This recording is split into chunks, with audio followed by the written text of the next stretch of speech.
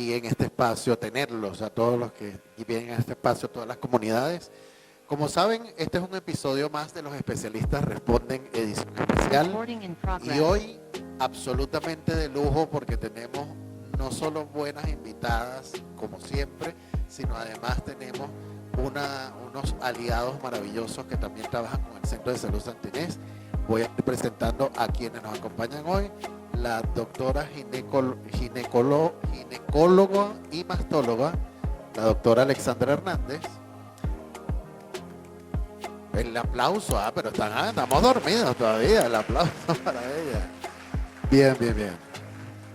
La doctora Emilia Mora, ella es oncólogo pediatra. Ambas forman parte del staff de especialistas del Centro de Salud Santa Inés. Tenemos a la licenciada Isis Cobo, invitada especialísima hoy de la organización aliada Senos Ayuda, y a Yasmira Muro, que es voluntaria de esa organización. Y por supuesto, en el mes rosa no podíamos hacer otra cosa sino dedicarle un espacio al cáncer de mama, y aquí tenemos estos especialistas para siempre.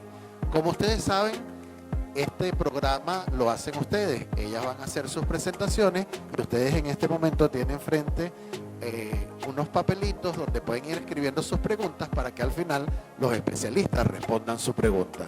También queremos dar la bienvenida a las personas que están conectadas vía Zoom. Esto se está transmitiendo vía Zoom, entonces bienvenidos todos. Y sin más preámbulo, entonces vamos a comenzar con la doctora Emilia Mora, quien nos va a hablar sobre el cáncer de mama en la adolescencia. Aplausos. Bienvenida, doctora.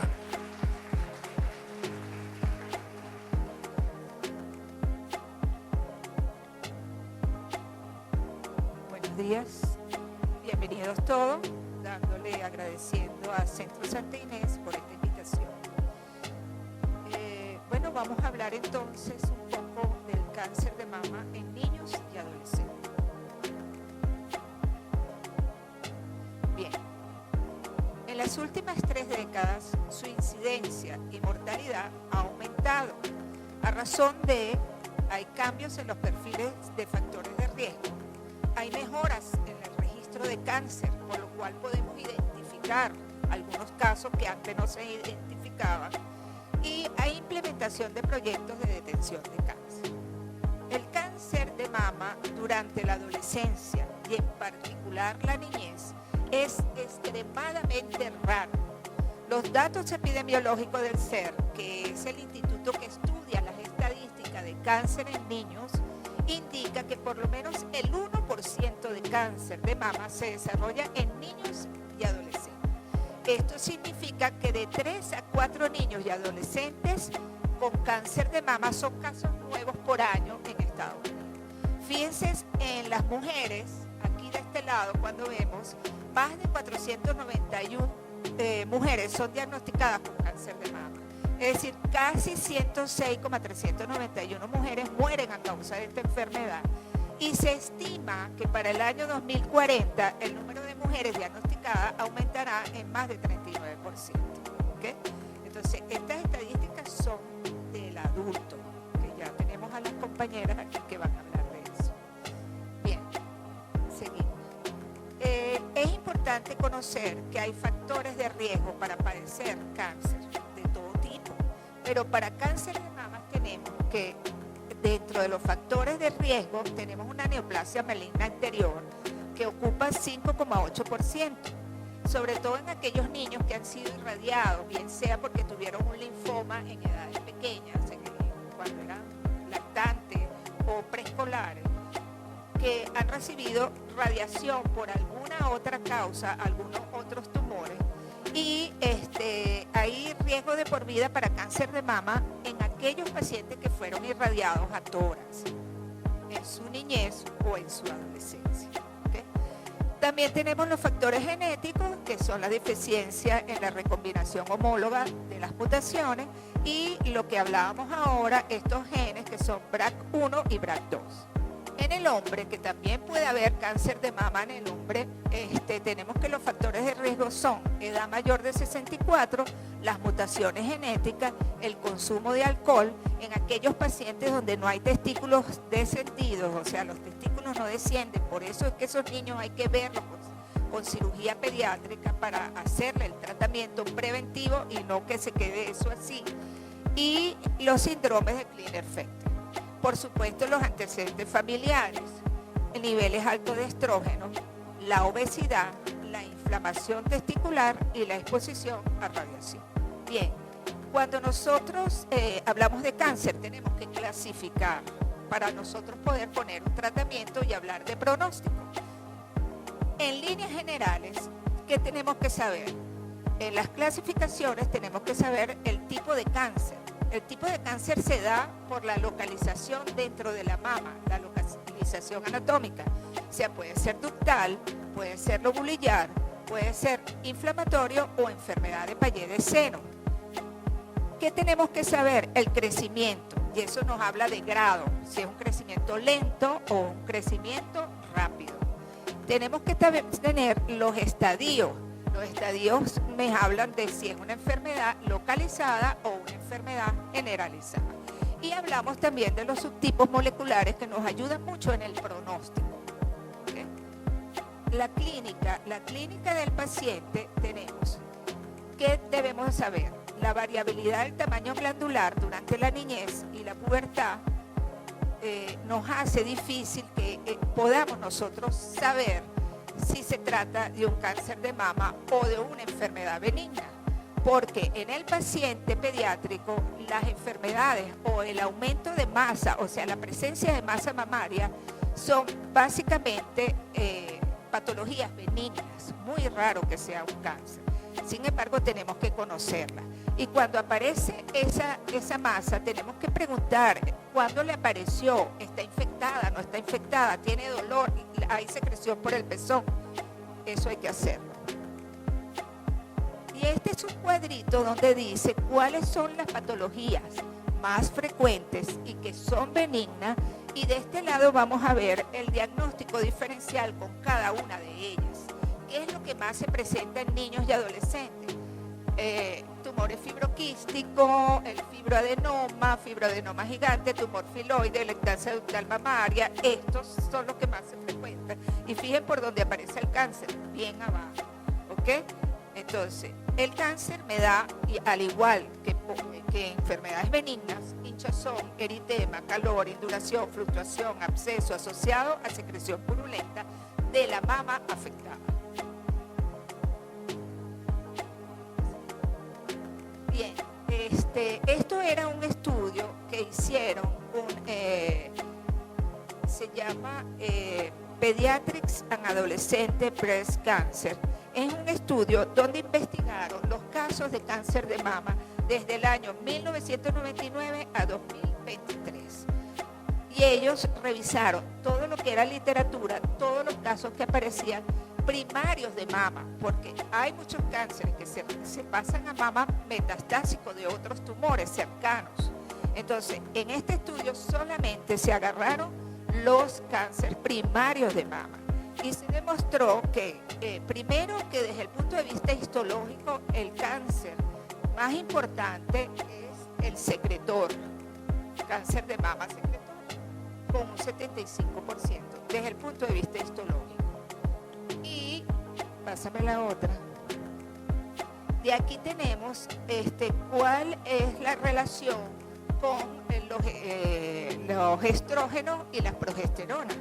Y vemos que la mayoría, son 47%, son negativos para estos dos perfiles, tanto de estrógeno como de progesterona.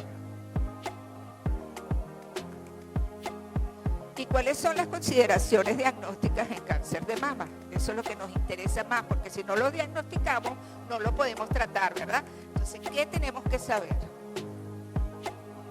Este es otro cuadrito bien importante para ver. Y lo básico aquí es, en primer lugar, la historia médica que la hace el médico, pero también los padres saben la historia de los niños.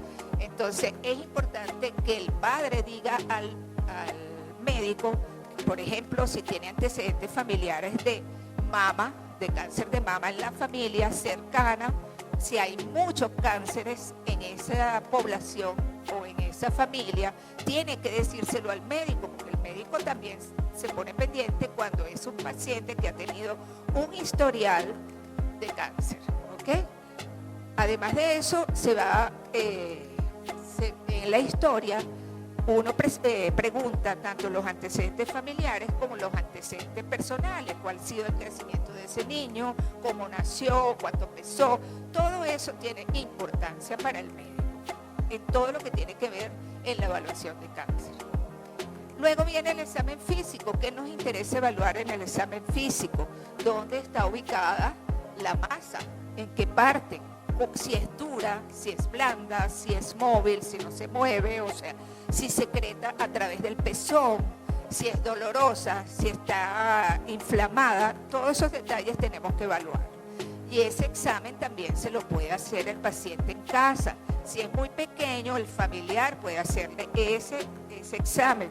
Y ustedes, cuando lleven al paciente a su pediatra, permítanle hacer una evaluación de lo que es el área mamaria.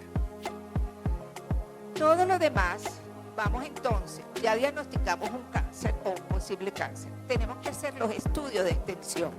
¿Qué significa? ¿Ese cáncer se ha ido para algún otro lugar o solamente está ahí localizado? Una de las formas que podemos saber es haciendo un laboratorio.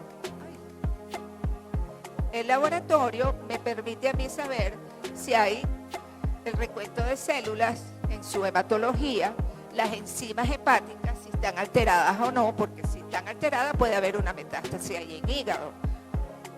Y después que nosotros hacemos esto, pasamos a las evaluaciones complementarias imagenológicas, que son el ultrasonido, la resonancia, la tomografía de tórax, la gammagrafía ósea y el eco abdominal, y después vamos a lo que es la biopsia.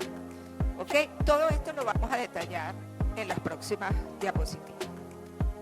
La anamnesis, como hablamos, antecedentes familiares, si es una familia en donde sufren de cáncer, donde hay muchos miembros de esa familia que sufren de cáncer. Cáncer de ovario, cáncer de mama en familia cercana a ese paciente. Luego tenemos antecedentes personales, como les comenté, importantes. Peso, talla, qué enfermedades ha tenido durante su niñez, si tienes todas las vacunas, todo eso es importante, ¿okay?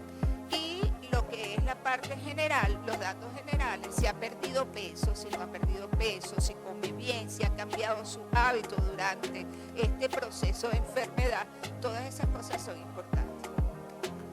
Y en la clínica, ¿qué nos interesa? Nódulo, engrosamiento de la mama, ¿tiene dolor o no tiene dolor? Cambios en el tamaño, forma y apariencia, hoyuelos, picadura u otros cambios de la piel, cambio en la apariencia del pezón o aureola, y si hay un líquido anormal o con sangre en el pezón. Todo esto lo evaluamos, tanto el familiar como el médico. ¿Y cuáles son las exploraciones complementarias? Tenemos métodos diagnósticos que son cultivo, anatomía patológica, analítica hormonal, mamografía, ecografía mamaria, punción guiada por aguja. Y tenemos las indicaciones de ecografía mamaria, que son nódulo, inflamación, secreción y dolor de la mama o presencia de la mama afectada. En el adolescente, el estudio ideal es la ecosonografía para las masas mamarias, ya que esta está exenta de radiación ionizante y permite realizar biopsia guiada. La resonancia mamaria se puede usar cuando la imagen por ultrasonido resulta inconclusa. Su uso es limitado en la población pediátrica porque, bueno, hay que sedarlo, el tiempo de estar dentro del equipo, todo eso hace en desventaja esto. Pero puede ser ventajosa porque me va a diagnosticar las estructuras más profundas y puede verse malformaciones tanto vasculares o linfáticas.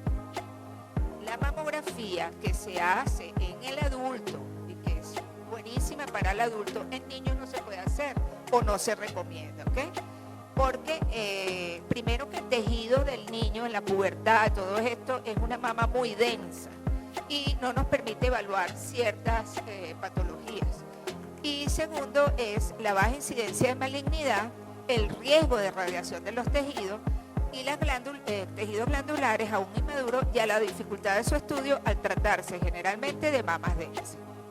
Lo otro que se usa en niños es limitado también por lo mismo de la mamografía, pero es buenísimo porque nos permite hacer un diagnóstico rápido y es la biopsia por aguja fina o biopsia score. Es un procedimiento rápido, mínimamente invasivo y es de preferencia en relación a la biopsia excisional. La biopsia excisional puede impactar negativamente en el desarrollo de la mama, por eso es que no se recomienda, ¿ok? Conlleva a deformidad y asimetría mamaria. Esto es parte de lo mismo. Dice, el reconocimiento del desarrollo de tejido mamario es fundamental, dado que evitaremos que se biopsie de modo iatrogénico el nodo retroauricular, lo que ocasionará la posterior falta de desarrollo normal del brote mamario.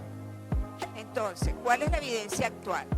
Que yo lo había puesto como gold estándar, es la evaluación de masa mamaria en mujeres por debajo de los 30 años, es la evaluación clínica, el ecosonograma y la biopsia por aguja fina.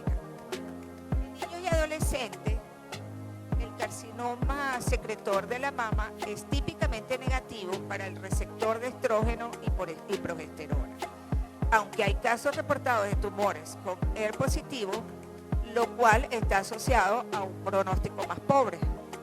Más del 90% de los carcinomas de mama secretor resultan de una mutación genética caracterizada por una translocación entre el cromosoma 12 y 15. Y esto va a conducir a la expresión del gen de difusión ETB6 N3RK7. ¿Qué pasa con este gen?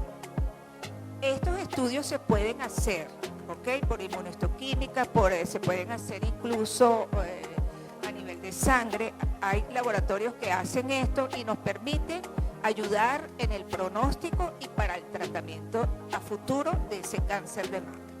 Este gen produce una tirosina quinasa activa que desempeña un papel crucial en la activación de las vías responsables de la proliferación y supervivencia de la mama.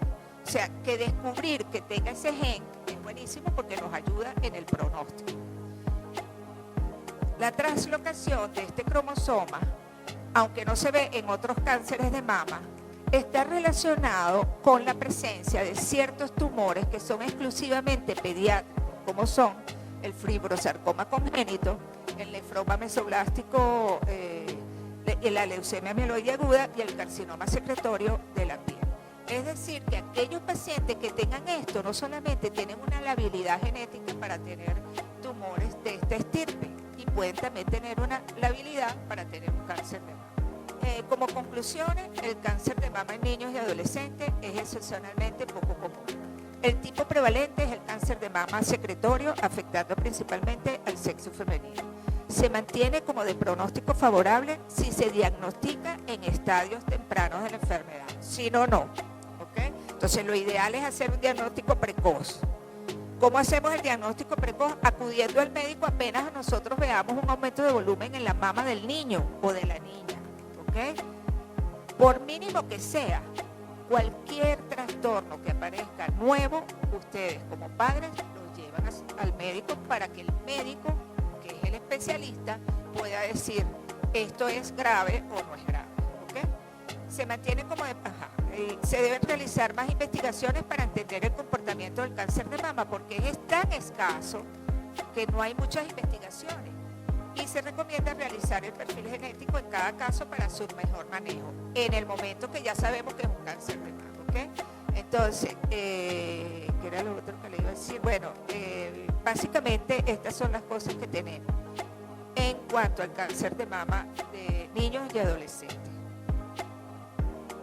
Bueno, si hay alguna pregunta, creo que después viene un ciclo de preguntas. Sí, muchas gracias. Vamos a dar un fuerte aplauso a la doctora Emilia Mora. Estás viendo CSSI TV, la salud que puedes ver.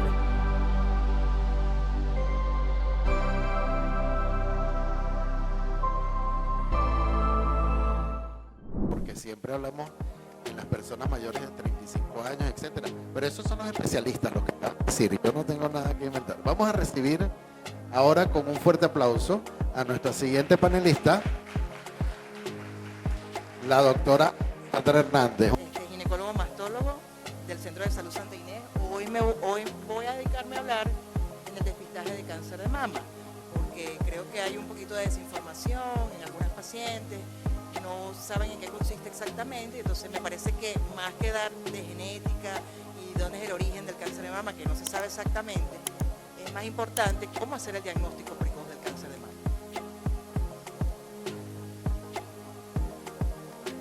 Bueno, primeramente siempre comenzamos con la epidemiología.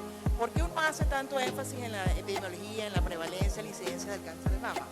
¿Por qué? Porque en Estados Unidos, que es el país que se dedica a hacer los estudios sobre cáncer de mama, ¿verdad? Ellos tienen una alta incidencia. Entonces ellos hablan que para los años, a partir de los años 40 hasta los años 80, mediados de los años 80, hablaban que cada año se diagnosticaban más de 180.000 mujeres con cáncer de mama.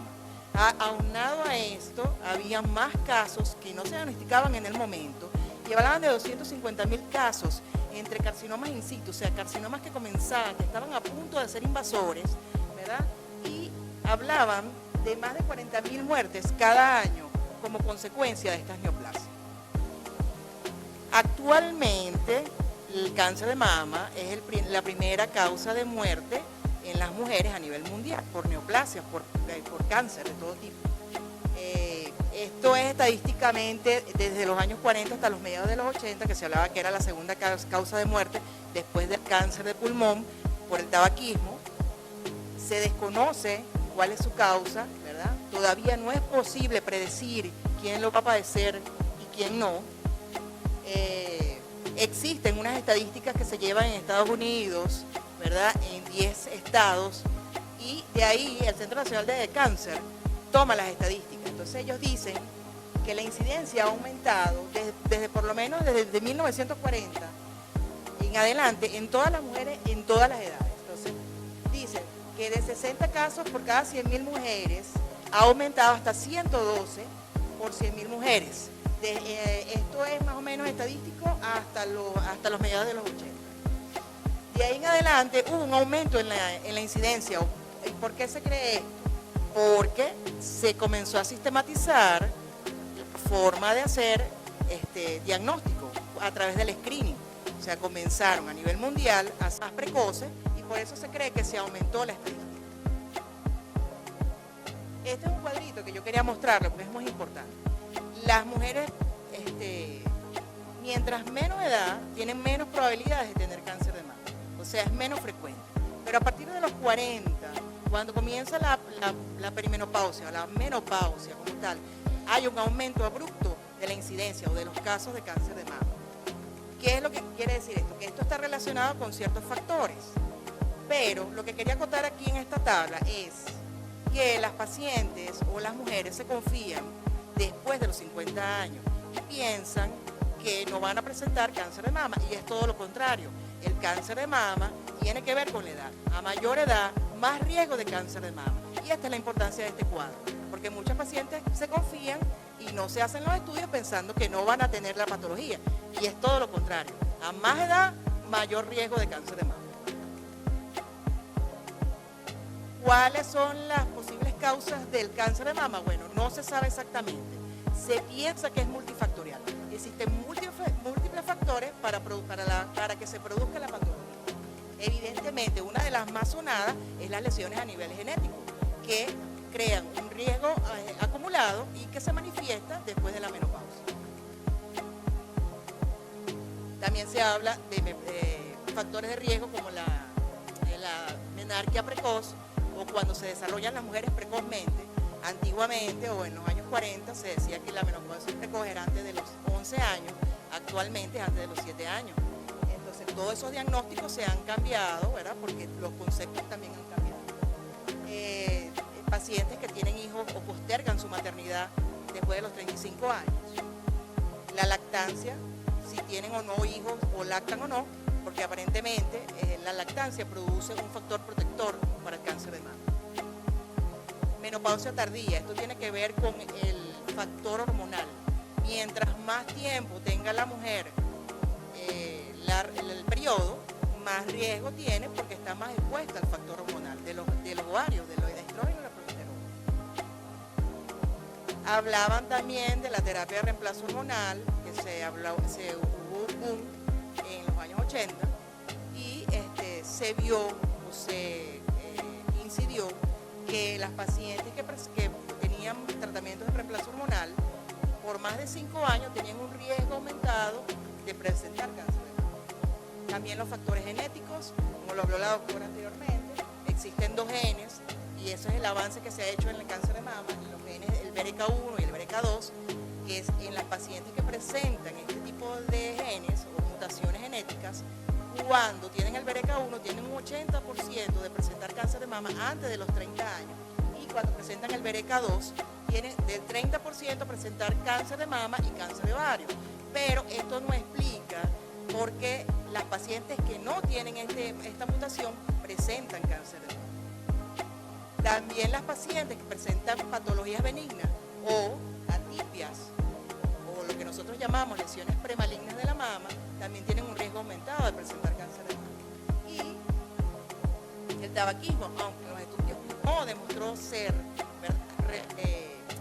un causante específico del cáncer de mama, está relacionado con toda la carcinogénesis o todos los inicios de que se pueda producir cualquier cáncer.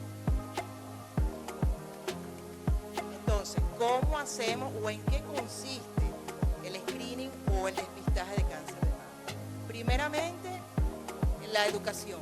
O sea, nosotros tenemos que hacer énfasis en que las pacientes después de los 40 años tienen que hacerse su estudio de mamografía todos los años. ¿Por qué? Porque nosotros tenemos una alta incidencia en cáncer de mama. Lo primero que tenemos que hacer nosotras es aprender cómo revisarnos, la autorrevisación, la autoevaluación. Que para eso la señorita Isis va a hacer énfasis en eso. Después el examen físico por el médico entrenado. Y como el estudio más importante y el más sencillo, la mamografía bilateral. La mamografía, con ella lo que se intenta es localizar los casos de carcinoma in situ o los cánceres que se están iniciando, que están muy chiquiticos y que la paciente no presenta síntomas con el fin de poder detectarlos a tiempo y que la paciente en el tratamiento pueda tener su cura. Bueno, como todos los estudios de screening, ¿verdad? La mamografía, que es como el estudio estándar, como la prueba estándar, que es la primera que se hace, primero por su facilidad y segundo por el coste. Tiene una sensibilidad disminuida, pero cuando se utiliza con otros métodos, aumenta la sensibilidad y la especificidad, que es la capacidad que tiene el estudio para detectar los casos. Entonces la mamografía,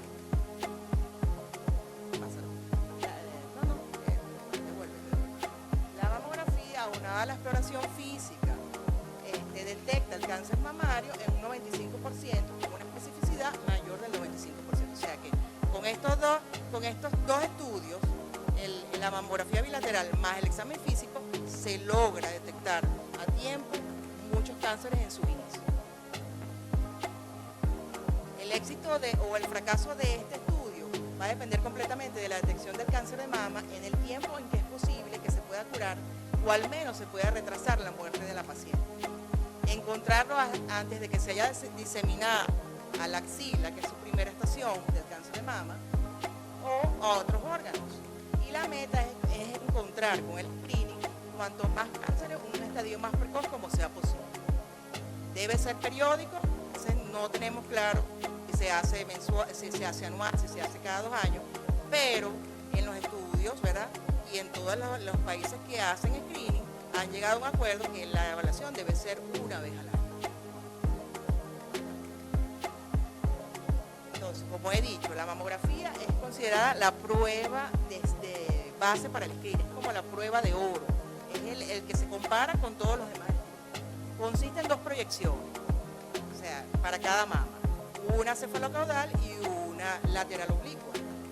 ¿Por qué se hacen estas 2 proyecciones? Bueno, porque la mamografía es un estudio bidimensional y necesitamos ver las axilas porque, como ya dice, en sus estudios, en sus estadios, en su avance de la enfermedad, la primera estación siempre va a ser la axila.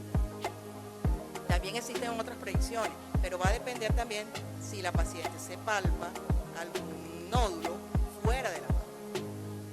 La ecografía mamar es el estudio que nosotros utilizamos preferiblemente para pacientes jóvenes, pacientes que estén embarazadas o pacientes que estén lactando, porque también presentamos cáncer de mama en embarazo y cáncer de mama durante la lactancia. Entonces, es un complemento. No se tomó en los primeros estudios con la ecografía, no se tomó como el estudio base porque tiene sus limitaciones con respecto a la mamografía. Y está indicado en las pacientes que tienen una mama radiológicamente densa, también sirve para la evaluación de axila y también como método intervencionista, como para hacer punciones ecoguiadas o biopsias ecoguiadas. Otro método que tenemos también para hacer screening o despistaje de cáncer de mama es la resonancia magnética. ¿Qué pasa con la resonancia magnética? Tiene una desventaja que no se indica en todas las pacientes, sino en pacientes que presentan ciertas características. Primero porque es un poquito costosa, ¿verdad? Que es una de las desventajas principales. Y una de las características por el cual se manda a hacer es cuando las pacientes presentan lesiones muy pequeñitas en los estudios anteriores, que son menores a 1 centímetro. Y la otra ventaja que tiene es cuando la paciente presenta prótesis, porque también tenemos pacientes con cáncer de mama y prótesis. Entonces, pacientes también que tienen lesiones muy cercanas a la pared torácica, está indicado en el estudio, como ya dije, de prótesis mamaria y debe hacerse en 2 tiempos. El estudio ideal es que se haga con contraste, por eso es que es un poquito más costoso que la mamografía, porque la resonancia magnética sola, sin contraste, no tiene la sensibilidad que tiene cuando se usó el contraste. La tomosíntesis, que es un método que tenemos también en el Centro de Salud Santa Inés, que muchos pacientes lo desconocen, es una mamografía con varios cortes en diferentes ángulos. ¿Para qué sirve esta tomosíntesis? Bueno, sobre todo en las pacientes que tienen más jóvenes, menos de 40 años, que tienen una mama radiológicamente muy densa. Entonces, esta tomosíntesis permite ver las imágenes milimétricamente y uno puede revisar cada imagen y hacer una sensibilidad mayor del estudio. A las personas a veces se preguntan que si la rayos X es peligrosa o no es peligrosa. Realmente la dosis de la mamografía es muy baja y el riesgo que tiene para producir cáncer de mama no supera la incidencia que tenemos de cáncer de mama independientemente de estos estudios.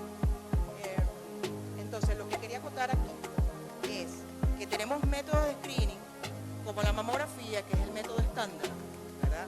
Es costoso, es sencillo, no es un método complicado. Se debe hacer en las pacientes mayores de 35 años hasta la edad que sea posible, porque, como les dije anteriormente, el cáncer de mama aumenta con la edad, o sea, el riesgo de cáncer de mama aumenta con la edad, y que el screening, ¿verdad?, del cáncer de mama en forma sistematizada ha logrado reducir el porcentaje de muertes producidas por esta patología mundial.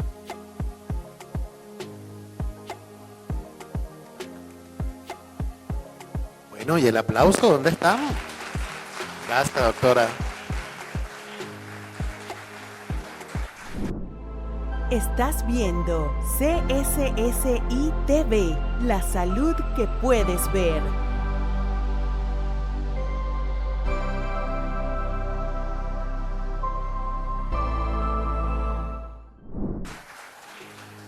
Y mientras seguimos con esta presentación interesantísima, vamos a recibir a la licenciada Isis Cobo y a Yasmira Muro, que nos van a hablar entonces desde Se Nos Ayuda y la prevención. Vamos a esperar que cambie la presentación. Vamos a darles el fuerte aplauso.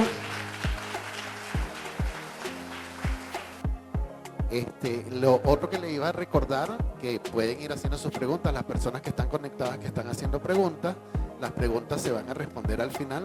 Entonces, bueno, nada, recibimos con el fuerte aplauso a los amigos de Se Nos Ayuda.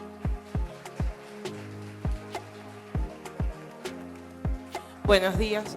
Gracias primero a Centro de Salud Santa Inés por la invitación y a las doctoras.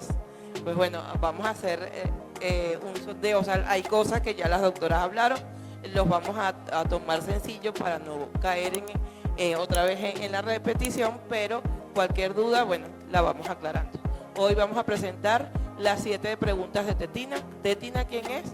Es nuestra mascota virtual, también es una muñeca que nos apoya desde el año pasado con todo el tema de responder esas preguntas que todas las pacientes y no pacientes, porque son usuarias de la organización, necesitan el apoyo. Pues Tetina nos viene a traer hoy su testimonio sobre el cáncer de mama y también les vamos a presentar que Se Nos Ayuda.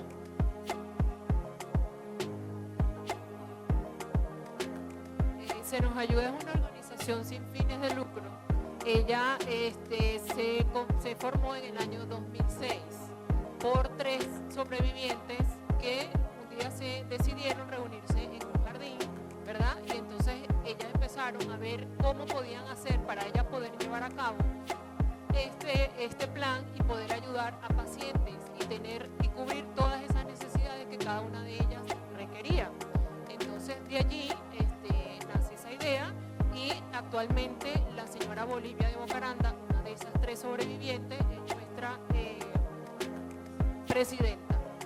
Se Nos Ayuda este año está cumpliendo 18 años, la mayoría de edad, donde nosotros, como lo dijo Yasmira, desde un tema psicológico y después con el apoyo de organizaciones para hacer los exámenes de diagnóstico, pues ya hacemos temas de tratamientos como quimioterapia, cirugía y radioterapia.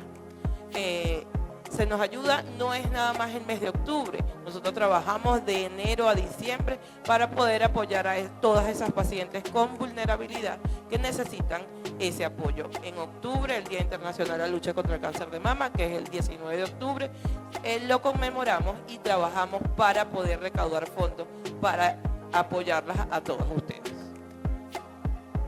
Ok, nosotros en Se Nos Ayuda contamos con 4 programas. Entre ellos está Se Nos Mima. Esto es un banco que tenemos de pelucas, de prótesis y de sostenes.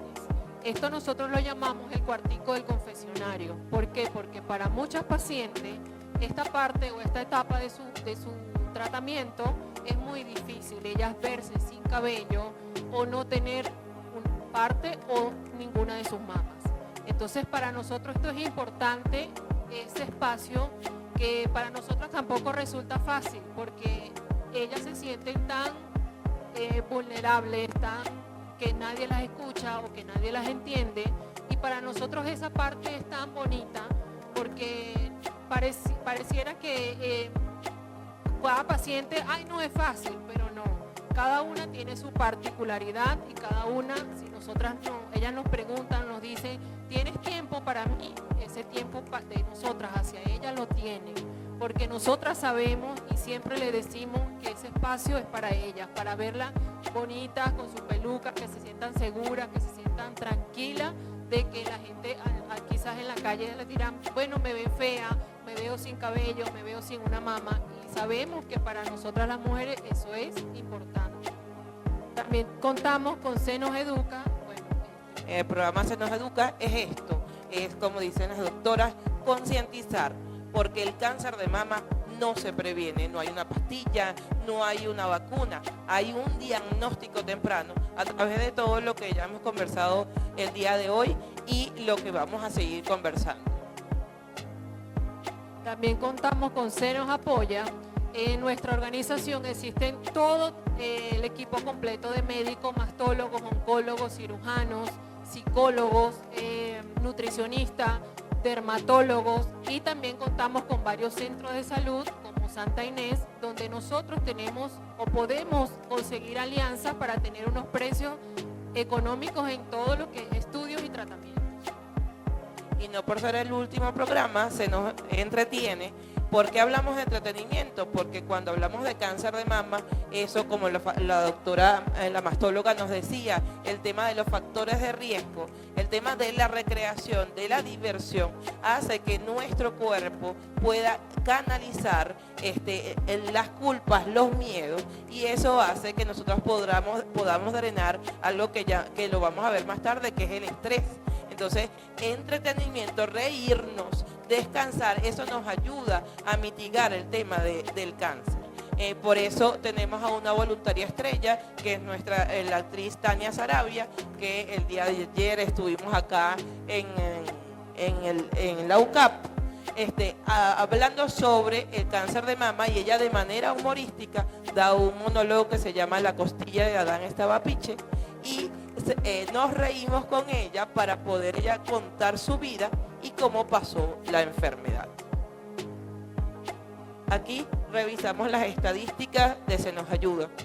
Se Nos Ayuda mensualmente recibe más de 600 solicitudes. Son 6.647 servicios que hemos realizado en el año 2023. En el año 2024, de enero a julio, hemos realizado 4.217 servicios. Para nosotros eso es orgullo de decir todo lo que hacemos, pero es un tema también agridulce, porque el saber que esas 3.272 pacientes que han ido a la organización no consiguen en el sistema público el apoyo para poder realizarse los tratamientos. Entonces, hay cosas que nosotros estamos dejando de hacer, pero el Estado también está dejando de hacer cosas para que estas pacientes logren su sobrevida sin gastar tanto dinero. Ok, esta información que nosotros le estamos dando a todo y cada uno de ustedes, bien lo decimos en todas las charlas, quisiéramos que cada uno de ustedes el día de hoy sea multiplicador de esta información. ¿Por qué? Porque a nosotras mujeres no nos educan. Yo digo siempre, y se lo estaba comentando a la doctora, a nosotros nos educan o nos enseñan a competir con fulanita que tiene el cabello, no sé, los senos, el cuerpo, y quizás quisiéramos ser como ella, pero esto debería ser una materia obligatoria en todos los colegios del mundo, porque no nos enseñan a cuidarnos, a conocer nuestras mamas, todo nuestro cuerpo. Entonces, por eso quisiéramos, como esos aliados que ustedes ven allí en la foto, que todos y cada uno de ustedes el día de hoy se lleve esa información y lo compartan con sus vecinos, amigas, amigos, toda la gente que ustedes conocen. Porque el cáncer de mama es una lucha de todos. Ahora vamos a revisar las 7 preguntas que nos hace Tetina. El qué, el quién, el cuándo, el cómo, el por qué, el cuál y en dónde. Vamos a hablar qué es el cáncer de mama. Aquí revisamos nuestra glándula mamaria, que lo hemos explicado, pues nuestra glándula mamaria, que es nuestro seno, que es signo de femineidad, sensualidad, sexualidad, está comprendido con el tejido adiposo, ese tejido graso que internamente contiene lobulillos, lóbulos y conductos. Esos lobulillos y lóbulos son los que, por el tema hormonal, nosotras al momento de quedar embarazadas y amamantar, generan la leche materna, que a través de esos conductos llegan al pezón y la aureola, y allí amamantamos a nuestros hijos. Esa glándula mamaria tiene unos ganglios linfáticos que están comprometidos al momento de una enfermedad, sea benigna o sea maligna. Algo importante destacar que cuando vamos a nuestra mastóloga, el médico evalúa, porque la glándula mamaria no es nada más nuestro seno, sino desde la clavícula hasta el esternón, incluida la axila. ¿Okay? Entonces la doctora va a empezar a revisar el cuello, va a empezar a revisar nuestros senos y toda la axila, porque si hay algún ganglio comprometido como estos, pudiese afectar el cambio de esa enfermedad. Como pueden ver, el cáncer de mama es la primera causa de muerte oncológica en Venezuela. Entonces aquí vemos que todos los días fallecen 9 mujeres. Se diagnostican 20 personas o 20 mujeres aproximadamente. Entonces para nosotros es importante que ustedes se lleven esta información y sepan que deben cuidarse. Bueno, más adelante veremos que nuestro médico por excelencia en la parte de mamas son los mastólogos. Entonces eso lo vamos a ver más adelante. De esas 20 que ya la Sociedad Anticancerosa en este año aumentó a 25, como la doctora estaba ampliando, que ese porcentaje lastimosamente en futuros años va a ser más amplio, que debería de bajar, pero no hay una estadística que diga que va a bajar. Entre esas 20 y 25 mujeres, 17 llegan a la organización y llegan a como Se Nos Ayuda, como Santa Inés, con un grado muy alto, o sea, grados metastásicos que ya es más difícil la sobrevida. Ahora, ¿quién puede padecer de cáncer de mama? En un porcentaje muy alto, las mujeres. Es la primera causa de muerte oncológica, como lo habíamos hablado, en Venezuela y en el mundo. Un porcentaje de 25% es menores de 50 años y un 75% mayores de 50 años. 1 de cada 8 mujeres puede padecer de cáncer de mama por lo menos una vez en la vida. ¿Por qué por lo menos? Porque hay pacientes que, aunque hayan pasado por la enfermedad, pueden haber una recaída. O sea, decir yo ya tuve cáncer de mama, no voy a tener más, eso no es así. Pueden pasar 2, 3 años o 5 años y luego hay una recaída. ¿Quién lo sabe? Ni siquiera los médicos, porque hacemos todo lo posible para que no vuelvan a recaer, pero bueno, nuestro cuerpo es el que hace con cambios genéticos, con mutaciones, que esas células vuelvan a proliferar. Ok, aquí hablamos de que los hombres también pueden tener cáncer de mama, y sí, la cifra en el cáncer de mama en masculino es un hombre por cada 100 mujeres. Entonces la incidencia, lógicamente, bueno, como ya indicamos, la mayoría somos nosotras las mujeres, pero sí es importante que los hombres también se cuiden y asistan si consideran alguna anomalía en su mama. ¿Cuándo debemos ir al mastólogo? A partir de los 35 años, que la Sociedad de Mastología Venezolana recomienda en Venezuela hacernos la mamografía aunque estemos sanas. ¿Cómo lo vamos a hacer? En un mamógrafo, en el mamógrafo de Santa Inés, que tiene una alta resolución, que tiene los mejores técnicos y expertos para poder hacer ese estudio, ¿sí? Ciertamente el mamógrafo no es algo que nos encanta ir porque tiene una compresión que hay muchas mujeres, díganme ustedes, que aquí la mayoría tienen 35 años. ¿Quiénes se han hecho la mamografía? La mayoría, qué bueno, felicidades. Y las que no levantaron la mano es porque son menores de 35. Entonces, estamos cerquita de Santa Inés, vamos a pedir la cita para ir a hacernos la mamografía, ¿ok? Sí, es compresiva, pero no debería doler. O sea, hay una sensación de compresión, pero no debería ser un dolor agudo que vamos a llegar a la casa y tenemos que tomarnos pastillas, no. ¿Okay? Eso es una compresión, una sensación de molestia que debe haber, pero son 5, 8 minutos que vamos a estar allí para tener un año más de tranquilidad, que nuestra glándula mamaria esté sana. Ok, como ya lo vieron, la mamografía es el estudio que por excelencia puede detectar el cáncer de mama. Como lo pueden ver aquí, esto lo puede detectar 1 milímetro, o sea, del tamaño de la punta de un lápiz. Ese es el tamaño que una mamografía lo puede detectar. O de 2 milímetros, que es el tamaño de un crayón de cera, o de una borra de un lápiz. Entonces, por eso es importante hacerse ese estudio, que es el único que determina esa lesión.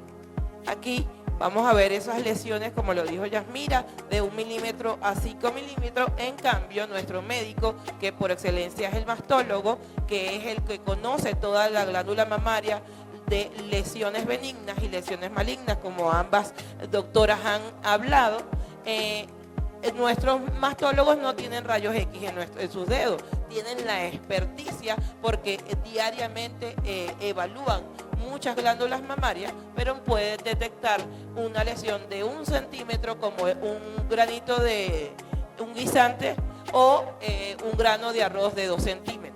En cambio, nosotras, cuando vamos a hacernos el autoexamen, que por eso nosotros hacemos el cambio de dejarlo un aliado como de tercero, porque primero la mamografía, luego llevar los estudios al mastólogo y el autoexamen. Porque en casa nosotros, cuando revisamos nuestro cuerpo, nos damos cuenta de cosas que a lo mejor en meses pasados nuestra mama no estaba igual. Entonces podemos determinar una lesión que tiene 3 centímetros hasta 10 centímetros. Estos punticos que ven allí son esos blanquitos, son microcalcificaciones. Eso solamente se puede ver en una mamografía. Hay ecógrafos que sí lo pueden determinar, pero ya son unas microcalcificaciones o unas calcificaciones mucho más grandes. Entonces, importante hacernos esa mamografía que determine eso. ¿Tener una microcalcificación es que tengo cáncer? No. Esas microcalcificaciones pueden quedarme toda la vida allí y no crecer. Y el médico lo que va es evaluarlo anual. Si esa microcalcificación crece, ahí sí nos vamos a ver más seguido con el médico para ver si eso se convierte en algo malo o queda allí. Ok, como pueden ver aquí está la imagen de una mamografía analógica y una mamografía digital. Tetina nos dice que la que está correcta es la digital. Porque, bueno, la doctora Fácil nos puede corregir en esa, que la mamografía analógica, nosotros como organización no podemos decirle al paciente hágase una mamografía donde le hacen mamografía, eco mamario y le invitan, como dice mi compañera Isi, una copa de vino que cuesta $5. Ahí no es. Entonces nosotros siempre le decimos en un sitio confiable, nuestros médicos mastólogos siempre nos van a indicar el sitio donde es. ¿Dónde? En Santa Inés, en Montalbán, ahí es. Entonces, valga la cuña.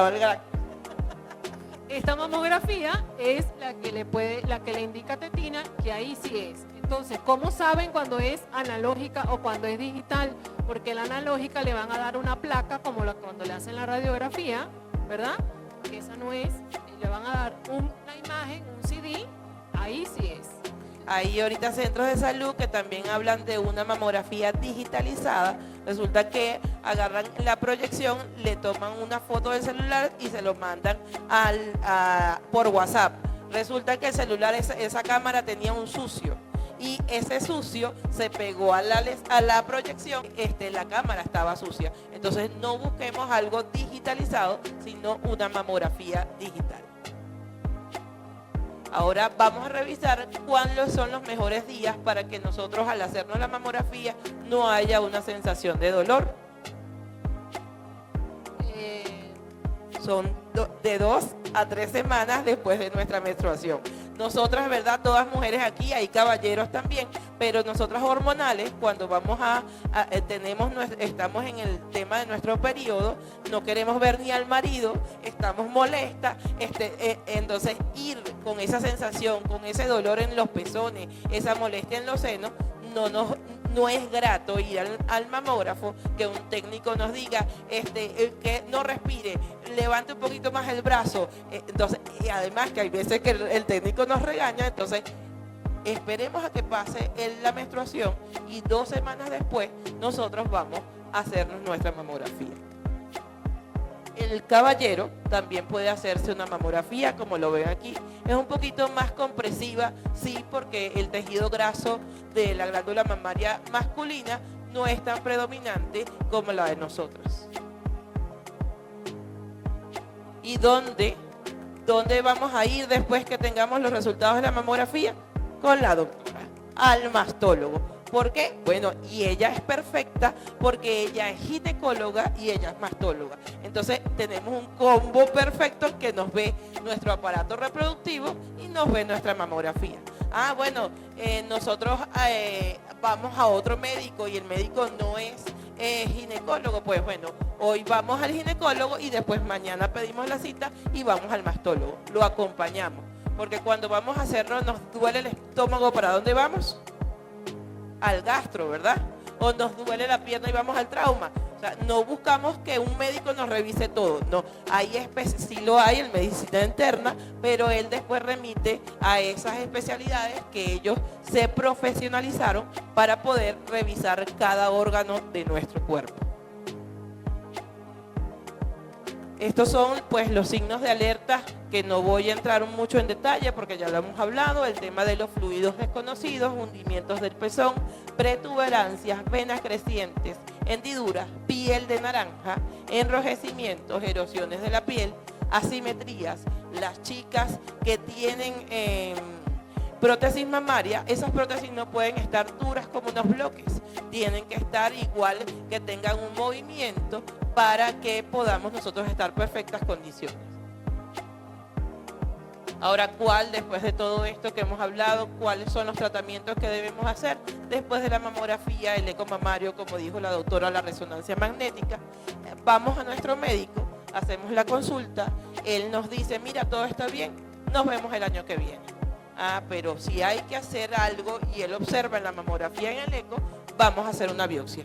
No todas las biopsias son tan positivas. Hay biopsias que dan negativas, como lo indicó la doctora, porque hay fibroadenoma, hay quistes que se determinan mediante una biopsia. Pero si esa biopsia da positivo, hacemos un estudio que se llama inmunohistoquímico, que trabaja las sensibilidades de esa lesión. Puede ser estrógeno dependiente, progesterona dependiente, HER2 positivo o ninguna de las tres, triple negativo. Con eso nos vamos a nuestro médico y él nos va a decir los tratamientos: cirugía, quimioterapia, radioterapia. El orden no se los tengo porque eso depende del médico con el paciente, en qué grado llegó la paciente, en qué condiciones, si el ganglio está positivo o no, para poder hacer todos los tratamientos. Terminamos los tratamientos, hacemos un mantenimiento de terapia hormonal de 2 a 10 años. Y ahora, ¿por qué? ¿Por qué estamos aquí? Pues bueno, para que celebremos juntos la vida este año, para poder saber que cada año podamos seguir estando sanas y que con el conocimiento que ustedes se llevan hoy a esas personas de sus comodidades puedan darles ese granito y ese aporte para que toda Venezuela, esperemos que de verdad que esas estadísticas puedan bajar, pero que no quede de nuestra mano de que no hacemos algo. Pues bueno, muchas gracias y aquí está la información que Marianela nos pidió sobre nuestra dirección y nuestros teléfonos. Este número de teléfono que ven aquí, no atendemos llamadas, mensajes de WhatsApp, es el único teléfono que tenemos en la fundación, así que le pedimos por favor que tengan paciencia, que sí le vamos a responder, pero en la medida de lo posible. Gracias. Estamos en la avenida principal del Bosque, eso es el edificio Hércules, eso está muy cerquita de Fede Cámaras. Si se quedan en la estación del Metro Chacaíto y cruzan la avenida Libertador, y ahí suben como 2 cuadras, ahí muy cerquita está el edificio Hércules, está en todo el frente de Festejos García. Igual anoten los números de teléfono que están allí y con muchísimo gusto nos envían un WhatsApp si necesitan algún estudio o algún tratamiento, saben de algún familiar, amigo, vecino, lo que sea, por allí le podemos atender. Tenemos alianza con varios centros de salud donde tenemos precios solidarios. Gracias. Bueno, muchísimas gracias a ustedes por esta información. El teléfono se los voy a decir por si no lo ven: 0412-328-5435, 0412-328-5435. Estás viendo CSSI TV, la salud que puedes ver.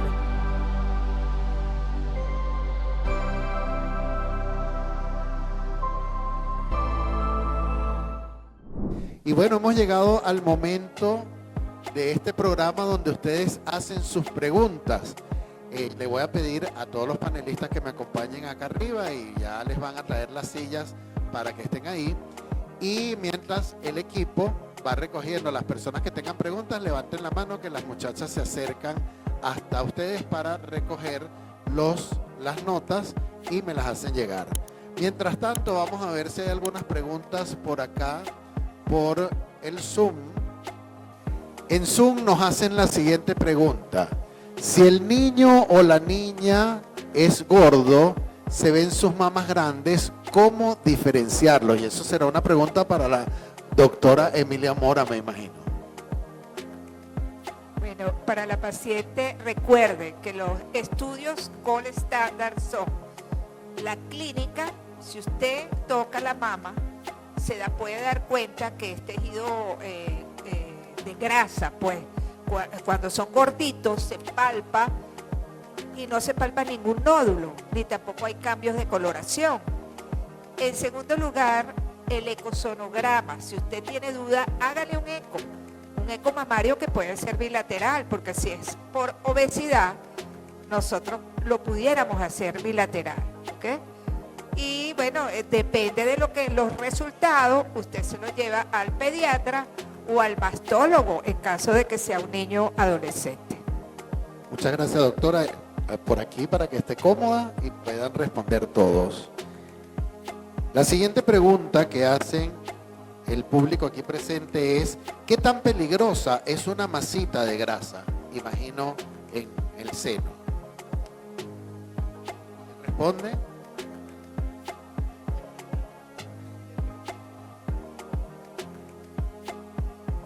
Es difícil responder esa de masita de grasa porque normalmente la mama está compuesta por grasa y por glándula local. Entonces cada tejido en la mama o cada componente de la mama tiene su característica. La grasa normalmente es muy blandita y el tejido glandular tiene una textura como si lo estuvieran tocando. Imagínense que estuvieran tocando una bolsa llena de granos de café. Esa es la textura normal de la glándula mamaria. ¿Qué es lo que pasa? Grasa como tal es muy blandita, no puedes determinar. Tú la identificas cuando tienes la mano entrenada. Pero ¿qué tan peligroso puede ser una masita de grasa? Si es grasa, histológicamente no tiene ningún peligro. Bueno, completando lo que dice la doctora, la inspección en el espejo, si usted se ve alguna masa, que se vea el aumento de volumen, ya usted puede evidenciar si es grasa, si no es grasa, ¿ok? En segundo lugar, se toca la movilidad, es importante, si se mueve, no se mueve, si no se está fija, si no es grande, si no crece, todos esos detalles son bien importantes, ¿ok? Porque usted puede pensar que es una grasa de masa, pero no es una grasa, no es una masa de grasa. Entonces, ¿qué es lo más importante? Si usted tiene mucha duda, si tiene mucho tiempo con esa lesión, hágase un eco. ¿Y dónde se lo va a hacer? Como enseña. ¿A dónde se lo va a hacer? En Santa Inés, ¿ok? Ahí están los expertos y entonces usted se queda tranquilo el médico. Si es muy grande, si le fastidia, si le está haciendo algún problema estético, hace una cirugía, ¿verdad? ¿Y con quién la hace? Con el cirujano plástico y el mastólogo, ¿ok? De Santa Inés. Bien, la siguiente pregunta. Si aparece una bola en las axilas, ¿es peligroso? ¿Y por qué duelen los pezones?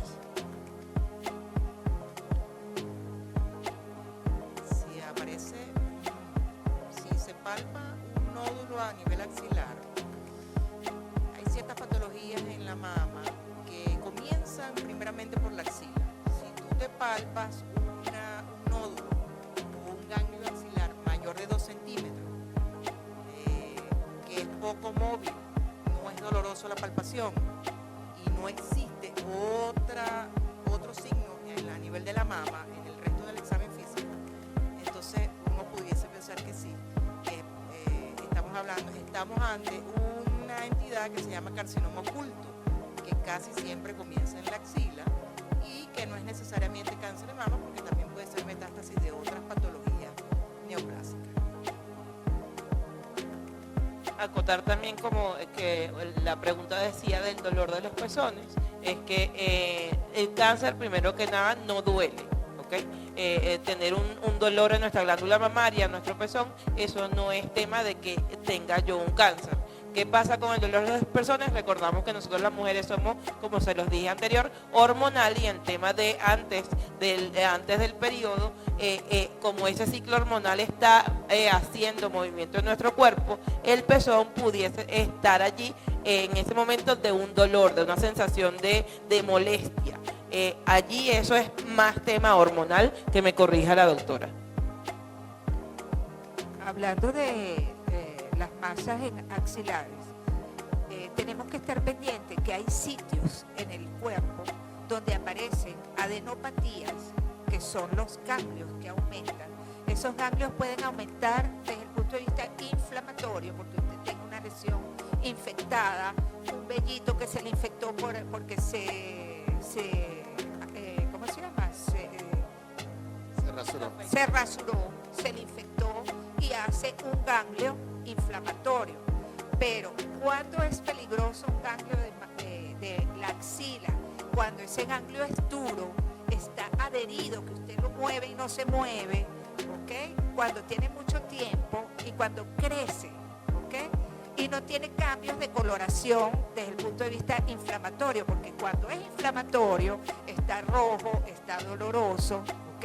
Y probablemente si usted toma antibiótico ya eso se le disminuye. Entonces, son dos cosas diferentes. Así como en mama también pueden aparecer en regiones supraclaviculares.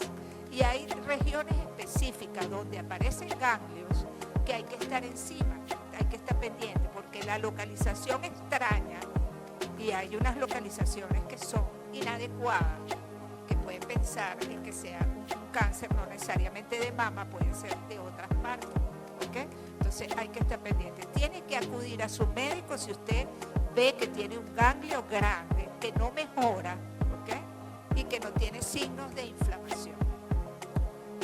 Si las hormonas de reemplazo no son recomendadas, ¿actualmente existe algún sustituto hormonal natural? Se habla de las isoflavinas de soya, que no son nuevas, ya tienen su tiempo en el mercado, ¿verdad? Y que reemplazan la parte hormonal, porque ¿qué pasaba con los tratamientos hormonales? Que en los estudios que se hicieron en los años 2000, que hay como 3 estudios específicamente, que hablaban de que el reemplazo hormonal en las pacientes perimenopáusicas o menopáusicas por más de 5 años aumentaba el riesgo de cáncer de mama. Pero eso en el tiempo ha ido cambiando.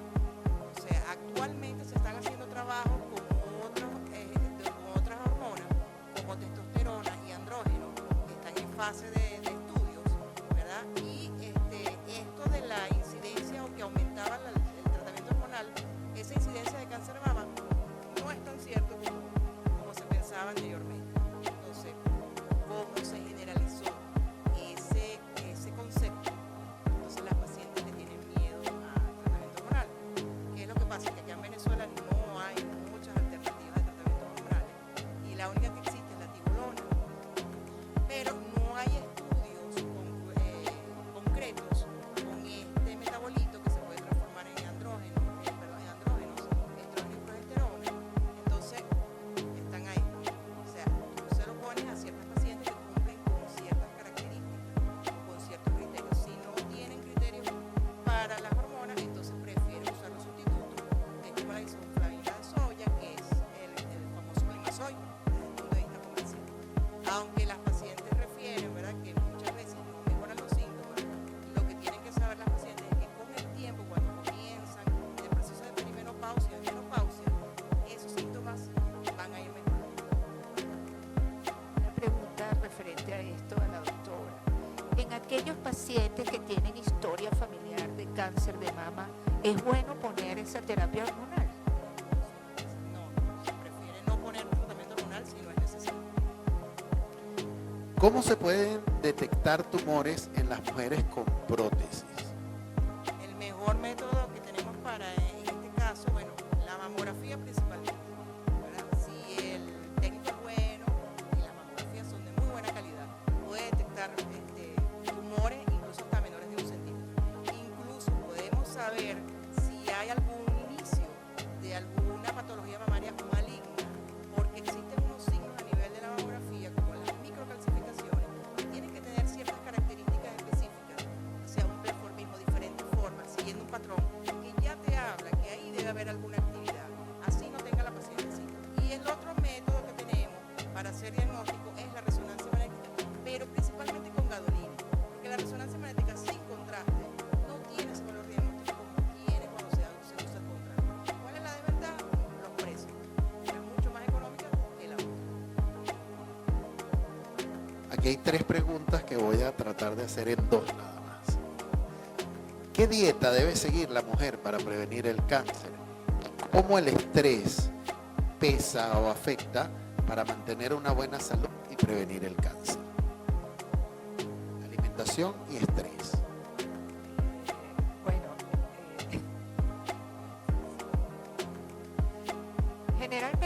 Ahorita el boom es eliminar el azúcar. Definitivamente el azúcar está afectando en muchas enfermedades y entre ellas el cáncer. La recomendación es quitar el azúcar.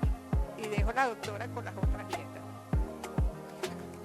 Bueno, la dieta que se recomienda es bajas en grasa. ¿Okay? Se habla, en las investigaciones o en los estudios que se realizaron, se dice, ¿verdad?, que las pacientes comenzaron a tener, las niñas comenzaron a tener menarquia o se desarrollaban precozmente porque se mejoró la dieta, o sea, la industrialización de la comida. Entonces, las dietas ricas en grasa están relacionadas con un sobrepeso, y ese sobrepeso conlleva con el tiempo a hacer una conversión de ese tejido graso a estrógenos, que es lo que conllevaría a que la paciente esté mucho más tiempo en contacto, o sea, o en posición de la mama con estas hormonas. Y como habíamos hablado anteriormente, sabemos que las hormonas están implicadas como un factor de riesgo en el cáncer de mama. Pues bueno, dentro del conocimiento que tenemos, nuestros médicos también recomiendan el tema de, como dicen las doctoras, bajar el azúcar, bajar las grasas, una dieta que tenga mucho color, los vegetales, ¿ok? Y además, pacientes ya oncológicos, el tema de quitar las harinas, quitar todo, también hace que entre en el tema del estrés, porque si yo tengo cáncer y tengo que quitar todas las comidas, entonces voy a decir, me voy a morir, porque no puedo comer nada. Entonces buscamos un buen nutricionista que nos baje el tema de las grasas, de las harinas, que podamos comer vegetales, como le podemos color a nuestra comida y no nos sentimos incómodas al momento de comer, porque comer solamente 2 cucharadas de arroz y un poquito de pollo todos los días, de verdad que eso no provoca. Entonces, que sea algo más, un complemento que nos ayude a sentirnos bien. Y como preguntaba también con el tema del estrés, el estrés es algo que vivimos todos los días, que estamos con ese estrés, nos despertamos estresadas y nos acostamos estresadas. El tema de la recreación, leer un buen libro, una buena respiración, hacer 3 respiraciones continuas, ayudan que nuestro cerebro cambie ese tema del estrés y que nos sintamos en una condición.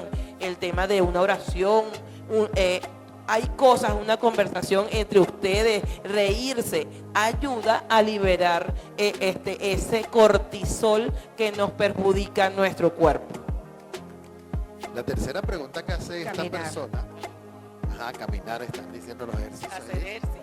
Pero fíjense, la tercera pregunta, yo creo que es la primera vez que yo me voy a atrever a iniciar la respuesta de esta pregunta, porque es bastante compleja. Dice, ¿cómo disminuir los costos para hacer la prevención de cáncer accesible a toda la población, sobre todo la más vulnerable?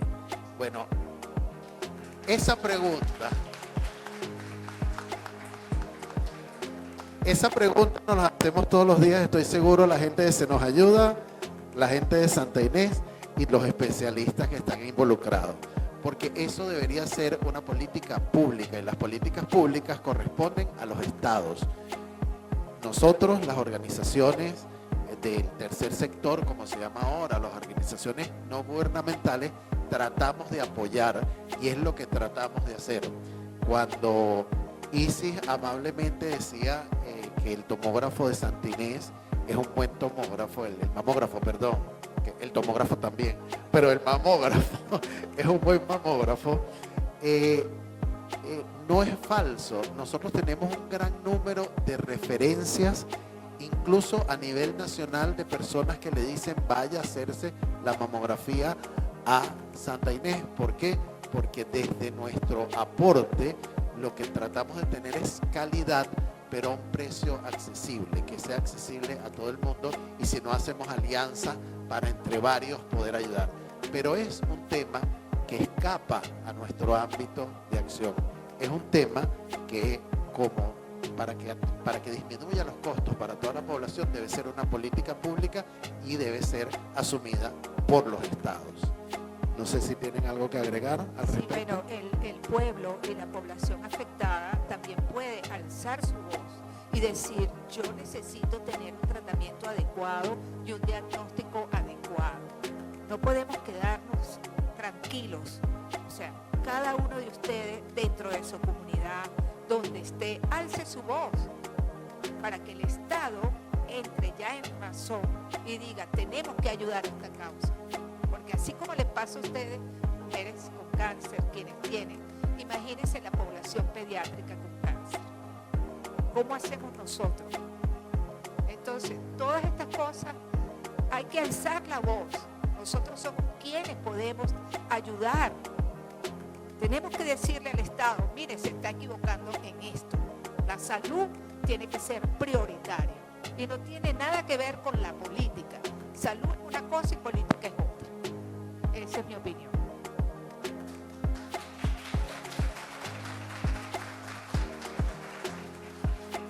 Siguiente pregunta. Estoy operada de quistes. ¿Estaré propensa a cáncer?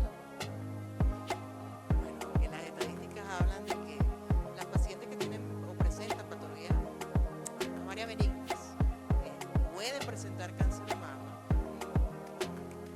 aunque estadísticamente, ¿verdad?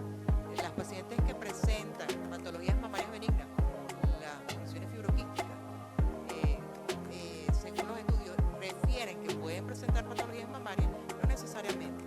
Porque cuando vemos las estadísticas, las pacientes que presentan condiciones fibroquísticas no presentan tanto cáncer de mama como las pacientes que no presentan ninguna patología.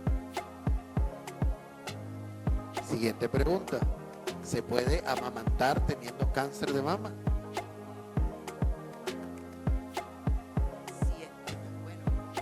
Si está en tratamiento de quimioterapia, está contraindicada la lactancia. ¿Ok? Del resto, sí se puede lactar. Esta pregunta es directa para Isis y Yasmina.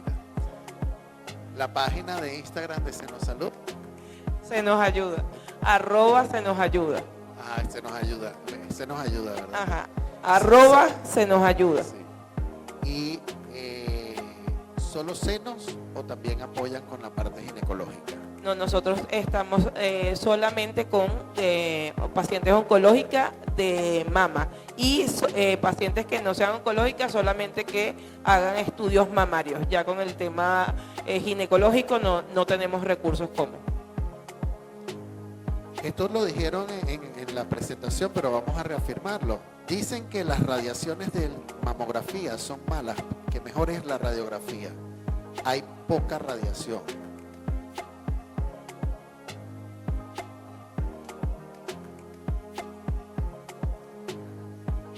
Bueno, la mamografía en sí, las radiaciones son muy bajas. La incidencia de radiación es muy baja y la probabilidad de que la paciente presente cáncer de mama por radiaciones también es muy baja. O sea, es más factible que la paciente presente cáncer de mama sin ningún factor conocido a que presente cáncer de mama por las radiaciones. A pesar de que las radiaciones se acumulan en el tiempo, ¿verdad? Y tienen un factor acumulativo, tampoco los estudios han demostrado que sea causa de cáncer de mama. O sea, que las radiaciones en sí, en las mamografías, son muy bajas y en teoría son seguras. Recordar siempre que hay un factor genético que hace que usted sea más lábil a presentar cáncer. Entonces, ahí es donde hay que estar pendiente. No todo el mundo presenta cáncer, pero hay una labilidad genética en cada individuo que hace que presente más cáncer que otros. ¿Ok? Y hay ciertos cánceres que están asociados a alteraciones genéticas como el P53. Hay un síndrome que se llama síndrome de Liu-Fraumeni. Bueno, no es de esta conferencia, pero sí quiero que sepan que hay síndromes, por ejemplo, hay en varias familias, varias generaciones, que se presentan mucho cáncer. Y eso es porque tienen un factor genético, por ejemplo, el P53, que está asociado a presentar cánceres de próstata, de mama, de hueso. ¿Okay? Y eso, por eso es que se estudia actualmente a ese individuo que presenta el cáncer. Efectos de la taurina en la prevención y tratamiento del cáncer de mama.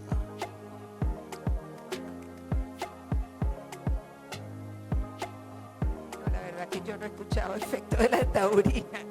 Yo lo que quería hacer una pregunta a la doctora. Cuando hay enfermedades premalignas, indican mamografías cada 6 meses. ¿Qué opina usted al respecto? En enfermedades premalignas, tú haces el diagnóstico, ¿verdad? Por biopsia. Y una vez que tú tienes la biopsia, tú haces tu tratamiento quirúrgico. Porque evidentemente, si tienes atipias en las premalignas, tienes un alto porcentaje de desarrollar un cáncer de mama. Entonces, tú prefieres hacer tratamiento quirúrgico que dejarlo ahí o hacer radiografías cada 6 meses que no tiene una indicación lógica. No, la pregunta que hizo anteriormente sobre la radiación de la mamografía. Muchas pacientes le da miedo hacerse una mamografía por el tema de la radiación. Entonces yo pregunto, ¿el celular tenerlo 24/7? O sea, uno no recibe más radiación. Yo no sé si eso está comprobado que hacerse una mamografía, porque la gente llega a la fundación y me dice, no, a mí me da miedo, y yo le digo, ya va, pero no, porque no solo que me duele, sino que la radiación me va a dar cáncer. Es que no hay, de verdad las radiaciones son tan bajas que el riesgo de cáncer de mama por radiaciones ionizantes son muy bajas. Incluso hemos escuchado radiaciones hacia tubos protectores a nivel de la tiroides, y tampoco es casi imposible que una radiación en una proyección mamográfica incida en la tiroides por el sitio anatómico donde está la mama, que está por fuera del tórax y está muy lejos del cuello. Incluso en las radiaciones de la axila muy pocas veces llega a incidir a nivel de la tiroides. Entonces eso debe ser desmentido, que las radiaciones tienen riesgo de producir cáncer. 65 años en el hombre para hacerse una mamografía, ¿no sería muy tarde para diagnosticar cáncer de mama? Bueno, normalmente el hombre lo que hace es que acude cuando se palpa un nódulo, pero en el hombre no se hace screening como en la mujer. Entonces, si yo me palpo a cualquier edad, siendo hombre, un nódulo en la mama, yo tengo que acudir al médico para que el médico me examine, y si tiene que hacerse la mamografía, no es tarde, está en el tiempo. Aunque yo quería aquí hacer un paréntesis con lo que dice la doctora, porque justamente la semana pasada llegó un chico de 35 años. Él llega a consulta con el mastólogo porque se sintió una lesión en un ganglio en la parte de la axila, que sí se le notaba, pero por pena, no sé, porque obviamente, como les dije anteriormente, no nos educan, él le dio pena llegar a la consulta y ver puras mujeres, esperando que el doctor las atendiera. Él se hizo pasar porque era su esposa la que estaba en consulta y no él, cosa que está mal, porque también los hombres, como bien lo dijimos anterior, también pueden padecer de cáncer. A él le hicieron su biopsia, gracias a Dios salió benigna. Pero digo, es importante que los hombres que están acá sepan y también multiplican la información, porque esto es necesario, que las doctoras, como los médicos, ellas puedan detectar esa lesión, si es maligna, benigna, ya sea ya como ellos la consideren tratar, pero es importante, quería darle esa información. Siguiente pregunta. ¿Siempre tengo que ir al mastólogo para llevar los resultados o al ginecólogo? Sí, preferiblemente es necesario que lleven sus estudios, sus resultados al ginecólogo, y si el ginecólogo no es experto en la parte de mama, porque normalmente los ginecólogos, yo soy ginecólogo, no hacemos mucho énfasis en la parte de mama. Entonces, se dejan llevar muchas veces cuando no sabemos leer mamografías por el informe, y el informe a veces los deja como inconcluso. Entonces, sí, si tú tienes alguna sospecha o tienes algún antecedente de alguna patología de mama, es preferiblemente que te vea el mastólogo y no el ginecólogo, aunque los dos te pueden ver igual. Una mama que tenga un hueco por dentro, que se cierra. Un hueco por dentro. Una mama con un hueco por dentro, ¿este se cierra? ¿O debo ir inmediatamente al mastólogo a ver qué está pasando ahí? Es una lesión ulcerosa, sí, tienes que ir preferiblemente al mastólogo. Realmente tener un hueco en una mama no es normal, o sea, debe ir. No, y con esto que estamos hablando, el tema de los hoyuelos, de los huecos, sean internos o externos de la glándula mamaria, es eso, es un signo de alerta, como lo decíamos antes en nuestra presentación.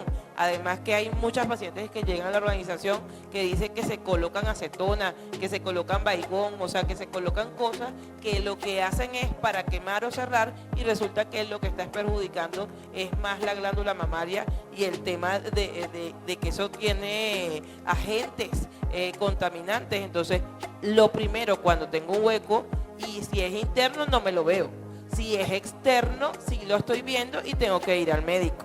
¿Ok? Entonces es importante, como dice la doctora, importantísimo ir al médico. Y esta va más o menos en el mismo sentido. Tengo un nietico de 11 años que tiene una pelotica en la tetilla. ¿Debe ir al pediatra o esto es normal? En primer lugar, debe tener un pediatra quien lo controle desde pequeño. El pediatra conoce su historia y debería llevarlo al pediatra. En segundo lugar, recordar que la pubertad también produce cambios en la mama. Por eso es que están las escalas de Tanner, que se llaman así, y uno va evaluando si es por la pubertad o es realmente una patología. Sí, la ginecomastia es una de las patologías que se produce en niños, ¿okay? Pero recordar siempre, en niños y adolescentes, la estadística nos dice que la mayoría de las lesiones son benignas, ¿ok? No vamos a pensar que porque tenga una masa que se le palpe va a ser algo maligno, no. Usted lo lleva a su pediatra, quien lo conoce siempre, quien le hará una historia clínica donde evaluará si tiene pérdida de peso, si han habido otros cambios desde su punto de vista general, y en base a eso, después el mismo pediatra lo evaluará con el mastólogo, ¿verdad? Porque para eso existe el equipo multidisciplinario. Nosotros los médicos siempre conversamos. Cuando son pacientes que están un poquito enredados, nosotros nos reunimos y decimos, mira, ¿qué te parece? ¿Qué te parece? Y empezamos a hacer evaluaciones diagnósticas, imagenológicas, laboratorio y, si es necesario, genética. Bien, estas últimas las voy a reunir en una sola porque se relacionan. Comienza así. Es recomendable cuando se está ovulando la mamografía, ¿cuál es el factor más influyente para desarrollar cáncer de mama? Yo tengo años que no me hago nada de mamografía. Debería, y es el cáncer de mama puede prevenirse. Respecto a la primera pregunta, La primera pregunta es que si están ovulando, ¿es recomendable hacerse la mamografía en ese momento o debe esperar para estar después? La segunda,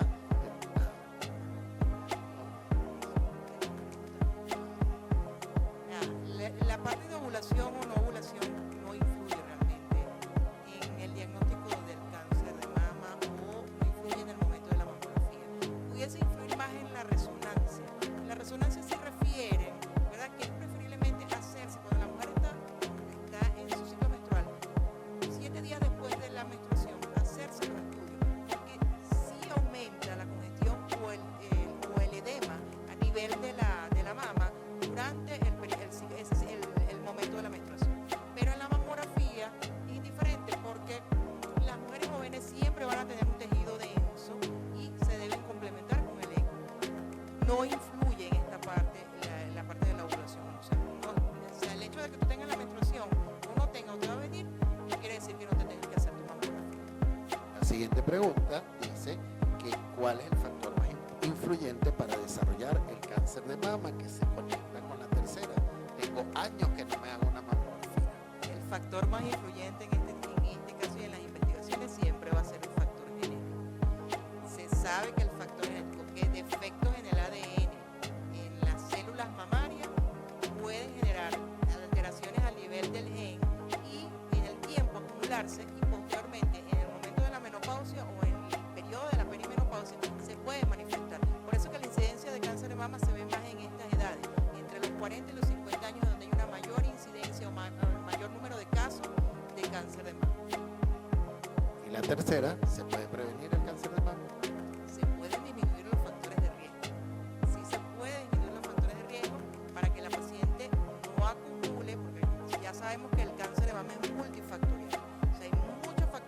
pueden producir cáncer de mama, pero no sabemos cuál específicamente es el que lo va a desencadenar. Entonces, si tú mejoras, tienes una vida saludable, haces ejercicio, tienes una dieta balanceada, no fumas, etcétera, etcétera, entonces sí puedes retrasar, puedes prevenir, retrasar la patología como tal. Pero, como dijimos al principio, no podemos predecir quién va a padecer cáncer de mama y quién no. O sea, todos estamos en riesgo de padecer cáncer de mama.